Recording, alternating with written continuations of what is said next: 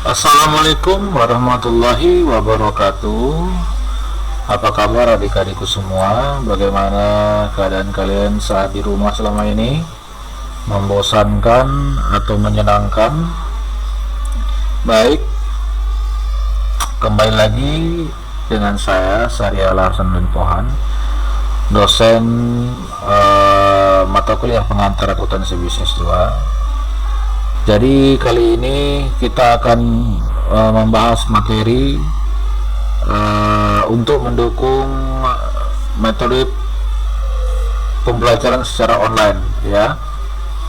Pemenuhan pertemuan 5, 6, dan 7. Sebelum di pertemuan 8 nanti kita akan mid semester, ya. Tapi sebelumnya kita akan melewati beberapa video dulu, mungkin 1 atau 2 video lagi, baru kita akan mid semester, ya, yang diadakan secara online juga. Oke, untuk tidak memperpanjang mukadimah, jadi kita lanjut saja dulu. Nanti akan saya bahas di akhir video bagaimana cara menjawab, dan dengarkan saja baik-baik. Akan ada pertanyaan di antara selingan presentasi yang akan saya berikan hari ini. Masuk ke materi pemangku kepentingan dalam perusahaan atau business stakeholders, ya, adalah perorangan atau entitas yang memiliki kepentingan dalam kinerja ekonomi dan keberhasilan perusahaan. Contohnya adalah pemilik, pemasok, pelanggan, dan karyawan. Jadi stakeholders itu di dalam sebuah perusahaan yang terlibat dalam sistem bisnis dan juga terlibat dalam sistem siklus akuntansi, yang dimana mereka juga adalah orang-orang yang sangat penting untuk mendapatkan informasi akuntansi, ya. Itu adalah pemilik, pemasok, pelanggan, dan karyawan.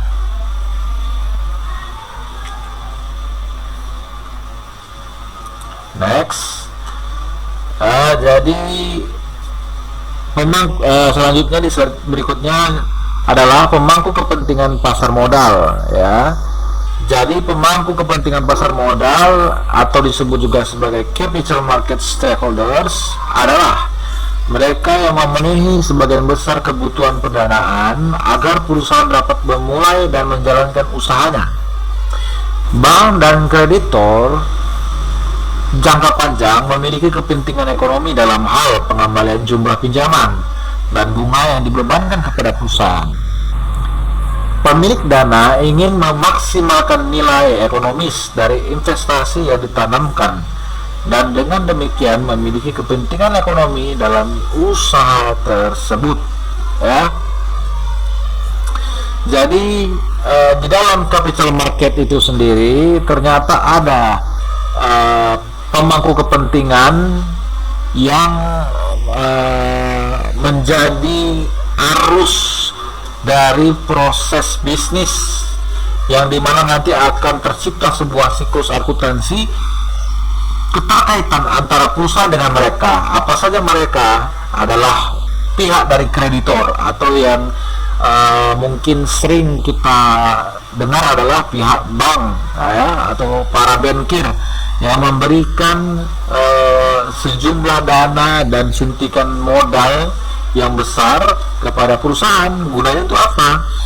Gunanya agar perusahaan itu bisa mengembangkan bisnisnya jauh lebih besar lagi, atau perusahaan yang baru memulai, mungkin modal tersebut untuk digunakan sebagai modal pertama untuk memulai bisnisnya, ya, untuk menjalankan usahanya.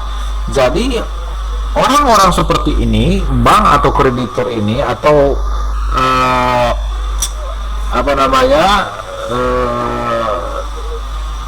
salah satu orang yang terlibat dalam capital market, ya, itu mesti dan harus mendapatkan sistem informasi laporan keuangan yang jelas, ya, sebagai pemakai laporan keuangan. Kalau tidak, ya mereka tidak mau, gitu loh. Mereka tidak akan mau untuk menggelontorkan dananya, ya. Mungkin kalau bagi yang perusahaan yang sudah besar, ya mereka cuma hanya melihatkan ini loh laporan keuangan kami selama ini, sehat, bisa dipercaya, stabil dan efektif, sehingga bank rela untuk mengeluarkan dana besar tadi ya. Bagi yang baru memulai, mungkin mereka membuat sebuah proposal dan hitungan-hitungan matematikanya gitu ya, hitungan ekonomi matematikanya, bagaimana bank tertarik dengan proposal mereka, sehingga bisa juga menjadi pertimbangan untuk bank mengeluarkan sejumlah dana ya, yang itu menjadi utang usaha oleh perusahaan tersebut ya. Nah, jadi jelas ya, walaupun di sini pembisnis atau si pemilik usaha tadi adalah orang yang mengelola sejumlah uang untuk dijadikan sebuah profit atau keuntungan, di mana nanti keuntungan itu akan meningkatkan kinerja dan performa keuangan mereka di sebuah perusahaan, tetap saja bagi bank dan pemilik dana atau para investasi yang menyuntikkan dana segarnya tadi, mereka hanya berharap kepada profit oriented. Mereka tidak peduli dengan yang lain ya. Jadi mereka hanya peduli berapa keuntungan mereka, seberapa besar pendapatan mereka dari mereka mengeluarkan modal tersebut ya. Dan banyak di antara para pemilik dana, baik itu bankir ataupun investor ya, mereka kalau bisa untung yang sebesar-besarnya dan rugi yang sekecil-kecilnya ya. Jadi ini kadang-kadang menjadi perhatian khusus bagi para pembisnis yang belum mumpuni. Lebih baik ya bisa tidak dulu menggunakan cara seperti ini ya, karena sungguh sangat berat ya untuk bisa memenuhi kebutuhan para capital market stakeholders tadi ya.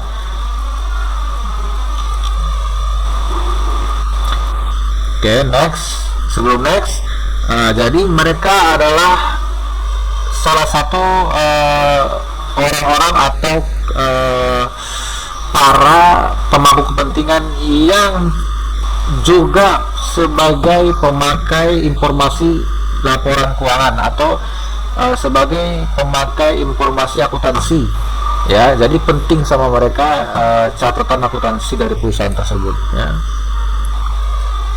Pemangku kepentingan pasar barang atau jasa atau produk or service market stakeholders.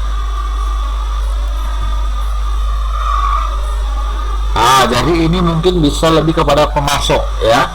Pemasok. Jadi gini loh, konsumen itu ada dua jenis kan, konsumen konsumtif dan konsumen supplier. Nah ini kita harus tahu ya, kalian harus tahu.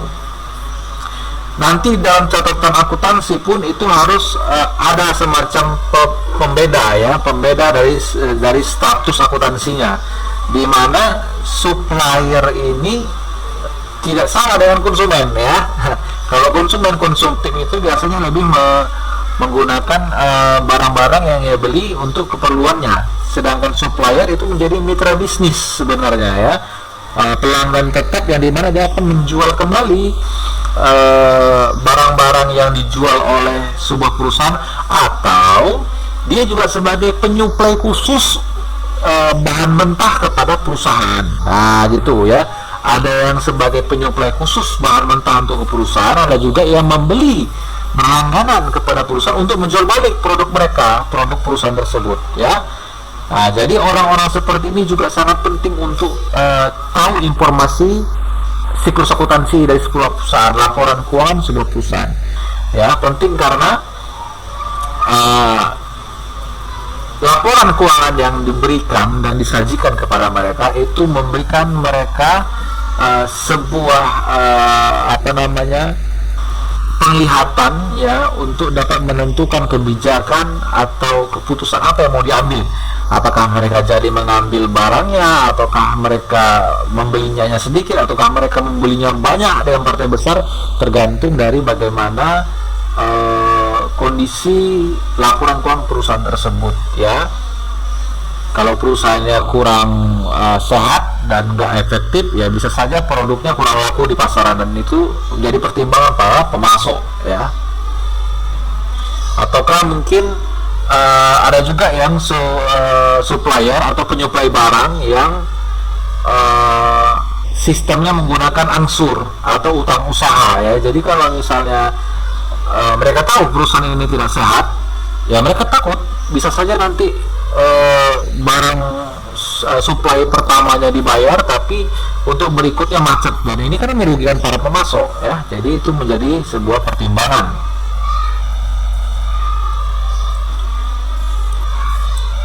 Oke, pemangku kepentingan pemerintah, governance stakeholders. Nah, kita nggak usah jelaskan secara rinci ya, panjang lebar, karena sudah saya jelaskan. Untuk pemerintah sebagai pemakai informasi keuangan, untuk apa sih mereka? Jelas ya, mereka akan melihat sebagaimana mereka memberikan pajak kepada rakyat, mereka juga memberikan pajak kepada perusahaan, corporation ya. Jadi jika dilihat laporan keuangannya stabil dan bahkan memenuhi lewat daripada lewat daripada batas tertentu, ya bisa saja pajaknya ditingkatkan atau ditambah ya. Inilah pekerjaan pemerintah ya, cuma minta dan ya nambah-nambahin pajak ya, tapi kontribusinya nggak ada. Next. Oke, tadi sebelum kita lanjut ini, jadi pemerintah pun menjadi salah satu orang bagian dari siklus bisnis tadi, yaitu mereka juga sebagai pemakai informasi akuntansi ya. Jadi perlu laporan keuangan akuntansi perusahaan tersebut kepada pemerintah. Saya tidak tahu apakah data rahasia atau bisa dibilang apa namanya ya, data privasi, kan ada catatan akuntansi sebuah perusahaan yang dirahasiakan ya. Jadi saya tidak tahu apakah pemerintah itu juga memiliki batas-batas yang tidak boleh melihat data rahasia perusahaan. Tapi kalau setahu saya sih untuk pemerintah seperti tidak ada rahasia ya, karena mungkin dengan mengetahui bagaimana pergolakan keuangan di sebuah perusahaan, pemerintah juga bisa ikut andil dengan menanamkan sahamnya juga di situ ya. Sudah jelas pasti harus tahu seluruh laporan keuangannya, jadi tidak ada rahasia kecuali kepada masyarakat mungkin atau kepada pemasok, mungkin tidak semuanya ya, jadi hanya yang penting-penting saja. Oke, peran etika dalam bisnis ya. Prinsip moral yang mengarahkan individu dalam bertindak disebut etika atau ethics ya. Pelanggaran etika dalam perusahaan berakibat pada hukuman denda, pemecatan, dan tuntutan pidana atau perdata. Sudah tidak perlu dijelaskan banyak lebar, sudah pernah saya jelaskan ya. Pemangku kepentingan pemerintah, ini yang tadi ya, kita next saja. Faktor-faktor yang mempengaruhi pelanggaran etika: pertama, karakter individu; kedua, budaya perusahaan; ketiga, hukum dan penegaknya ya. Karakter individu ini contohnya seperti misalnya orang yang mempunyai karakter biasa malas ya. Jadi ini termasuk kepada etika juga ya, etika kepada dirinya sendiri, karakternya. Tapi biasanya ini akan jarang terjadi karena di HRD untuk bagian rekrutmen itu sangat ketat sekali ya untuk menyeleksi para calon karyawan. Sebenarnya yang paling sering dijumpai adalah budaya perusahaan ya. Jadi terkadang walaupun sudah merekrut orang yang siap, tapi kalau budaya perusahaannya betul-betul disiplinnya terlalu disiplin, biasanya akan juga terjadi sebuah gesekan, dan itu bisa juga menjadi sebuah pelanggaran etika ya. hukum dan penegakannya, yaitu jelas ya, kalau dia seorang akuntan dituntut untuk menjunjung tinggi transparansi, dituntut untuk menjunjung tinggi sebuah kejujuran, tidak melakukan perbuatan manifestasi. Ya kalau dia langgar ya jelas tuntutannya adalah hukum ya, bukan lagi sekedar pemecatan ya. Kalau hanya budaya perusahaan mungkin bisa dipecat ya, tapi kalau sudah berurusan dengan transparansi, kejujuran, merugikan perusahaan karena perbuatan manifestasinya, itu biasanya juga selain dipecat tapi dipidana ya. Lalu peranan etika dalam bisnis itu apa ya? Prinsip moral yang mengarahkan individu dalam bertindak disebut etika. Oh, tadi udah kita ya. Kita next lagi ke bawah. Oke, kita next terus.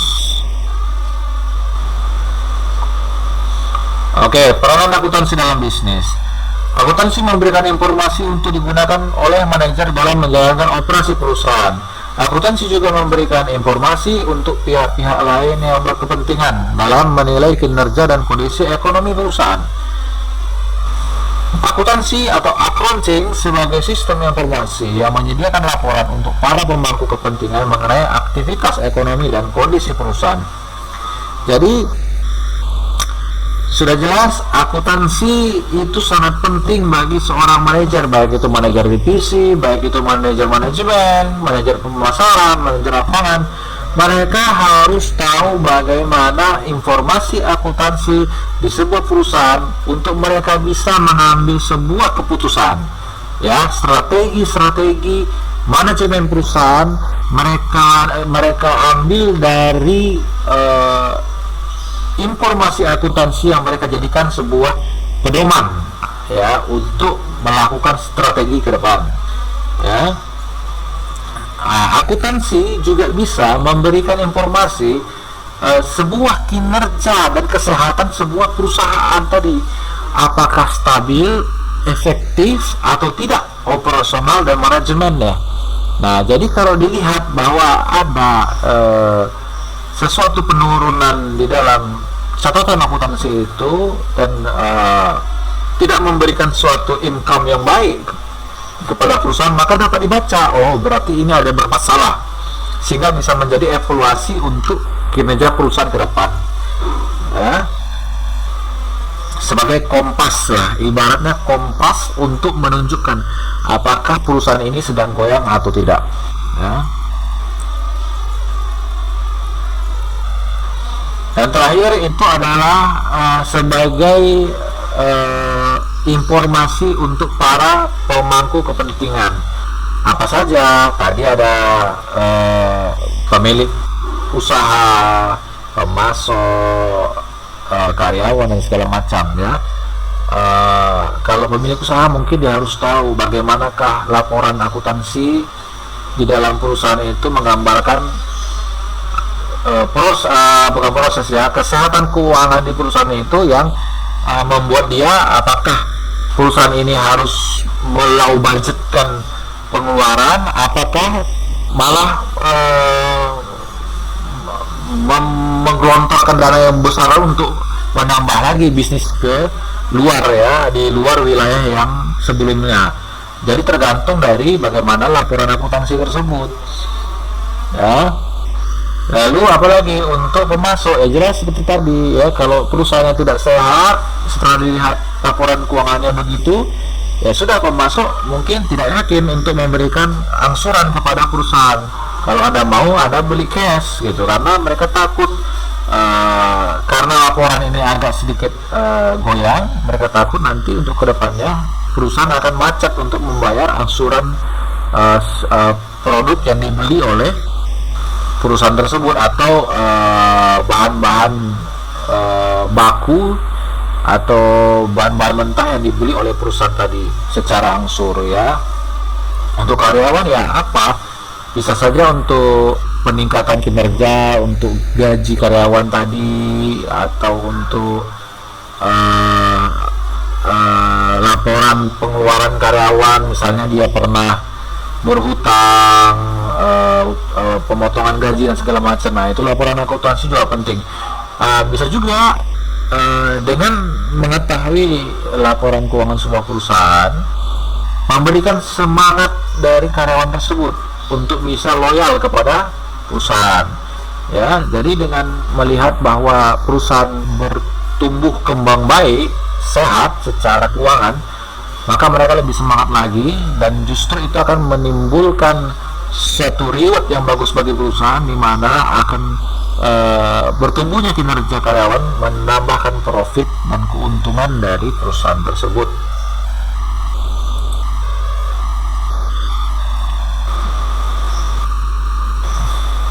Oke, kita next terus untuk kita singkat saja. Jadi di dalam akuntansi itu mempunyai standar, ya, ada standar akuntansi yang dikenal dengan PSAK, ya, ini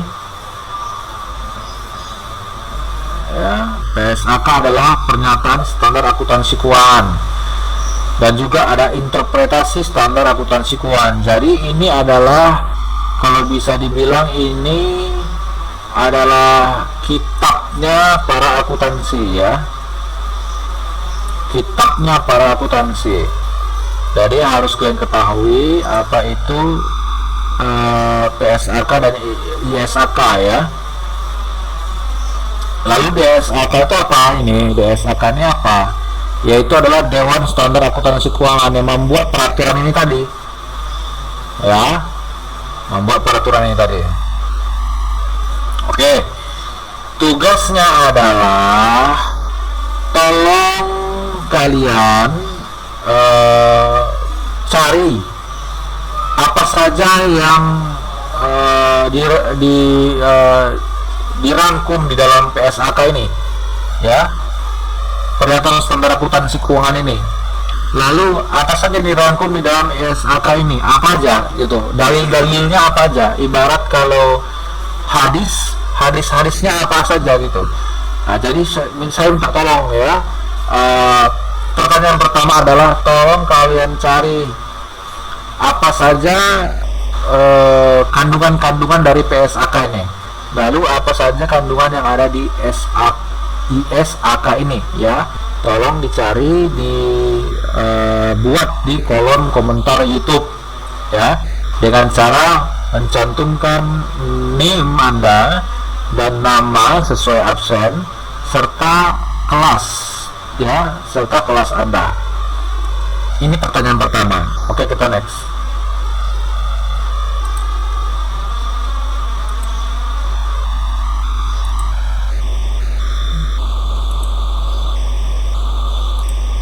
Oke, kita masuk lagi ke persamaan akuntansi, ya.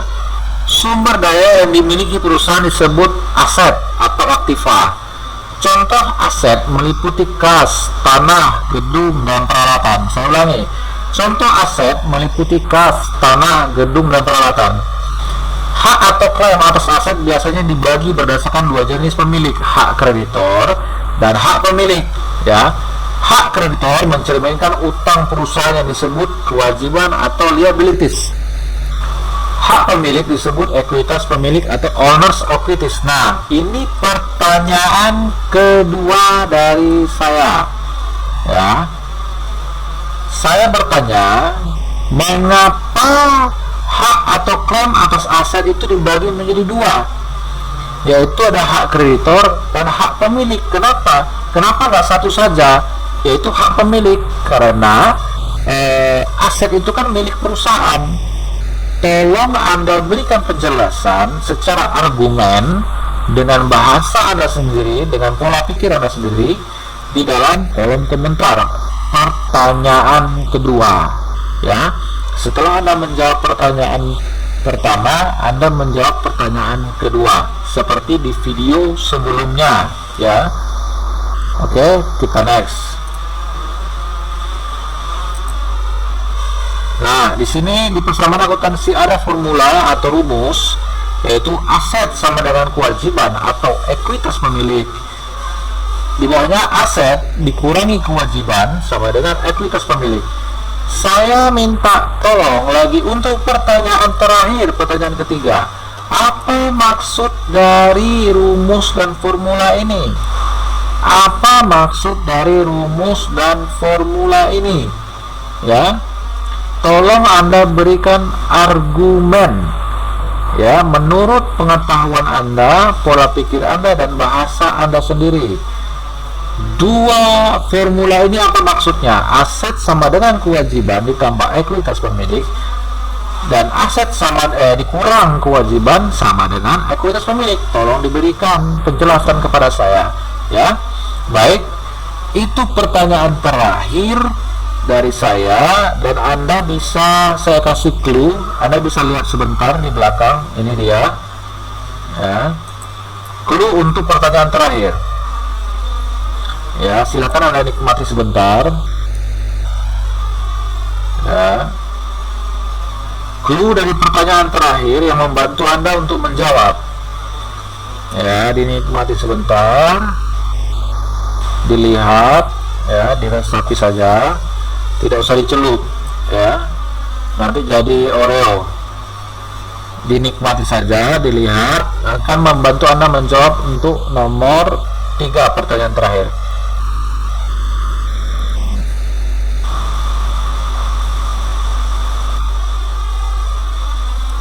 Oke, finish, ya. Itu saja presentasi materi dari saya, dan saya sudah memberikan 3 pertanyaan. Tolong dijawab. Caranya adalah dengan Anda menjawab di kolom komentar YouTube yang akan saya upload nanti videonya. Dengan menjawab,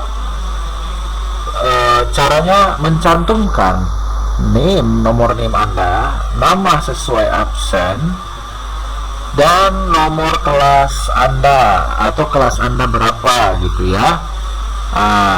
Setelah itu di bawahnya baru Anda jawab, ya, pertanyaan nomor 1, pertanyaan nomor 2, pertanyaan nomor 3. Ya, simple saja. Dan kali ini sepertinya kita tidak akan menggunakan e-learning, jadi hanya menggunakan sistem kuliah online via YouTube saja, ya. Karena saya tidak tahu di dalam portal e-learning saya tidak tercantum kelas kalian kecuali kelas karyawan, ya. Saya tidak tahu kenapa, tapi setelah saya melihat portal dosen saya, ternyata di pertemuan 5, 6, dan 7 ada tercantum di situ fasilitas upload file dan upload hasil screenshot bukti kita telah melakukan proses belajar mengajar online. Jadi mungkin saya hanya mengupload screenshot atau video ini tadi ke portal dosen, bukan ke e-learning. Jadi kita tidak ke e-learning dulu, ya. Kalian tugasnya hanya menjawab di kolom komentar YouTube. Baik, itu saja. Informasi terakhir adalah, ya, kita akan UTS tapi atau mid semester, tapi tunggu konfirmasi dari saya. Jadi jangan tanya-tanya terus, ya, nggak usah takut, ya, nggak akan kiamat kalau nggak UTS. Pokoknya tunggu konfirmasi dari saya. Dan sebelum saya tutup, informasi berikutnya adalah ditunda untuk tugas video YouTube karena lagi kondisi COVID-19, jadi videonya ditunda.